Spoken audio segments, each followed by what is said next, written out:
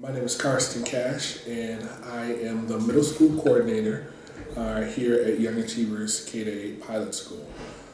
And the other important thing to know is that Young Achievers is a BTR host school.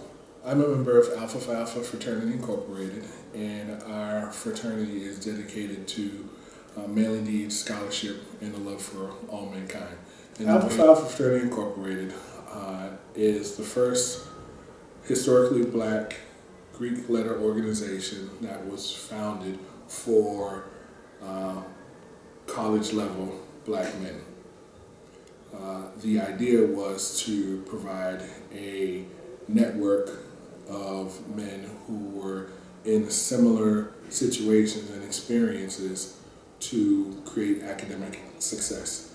And so the fraternity was founded with the idea of not only would these men have a support group and network on the college campus of Cornell University, but that we would spread out and create vast numbers of networks and groups of men to not only become academically successful, but to give back into the communities worldwide. And the way that I am able to do my part as a representative of the fraternity is through education, and to continue to hopefully inspire the next generation of leaders.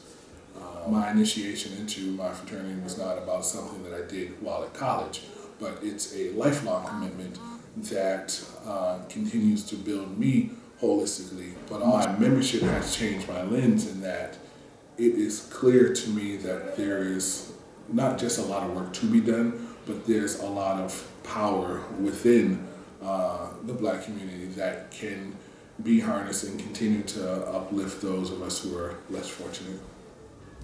I grew up in the Roxbury neighborhood of Boston, and I was in the Boston public school system through the 8th grade.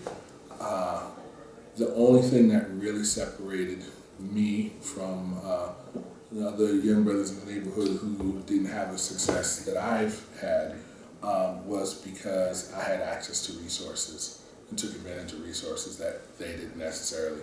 It wasn't that I was any brighter or smarter than anybody else, but I had role models in my life, older brothers and sisters, as well as members of the community who kept me on the straight and narrow, who were very direct with me.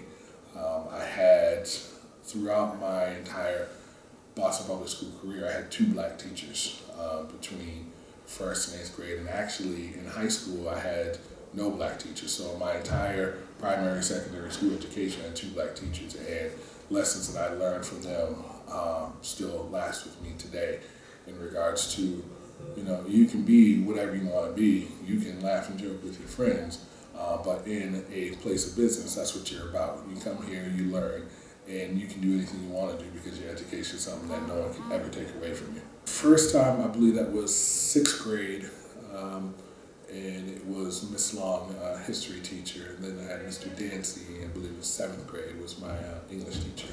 When you're in Miss Long's class or Mr. Dancy's class, they spoke to you like a relative, you know, an aunt or an uncle that you respected. You know, you wouldn't dare disrespect a parent, and so you're not going to do that to Miss Long or Mr. Dancy, because I know that should they speak to my family at home, they're not going to want to hear what I have to say, because their word is law. And so it felt more familial, and it truly felt like they understood my experience, they understood my neighborhood, they understood the language that I spoke when I wasn't in the class, but also taught me how to code switch and when was the appropriate time and place to do it. And you know, it was just really sad, all the things that I witnessed, you know, or heard about or was privy to just by the virtue of where I lived. But aside from all of that, nice to know that they understood that. They were like, that's really awful, but in this classroom, you need to put all that aside and sit down and do what you need to do, so that experience that you're living right now is not going to be what determines the rest of your life. So the education that I look to provide my students is one that will give them the options to do whatever it is that they want to do, right? And that's what was provided to me.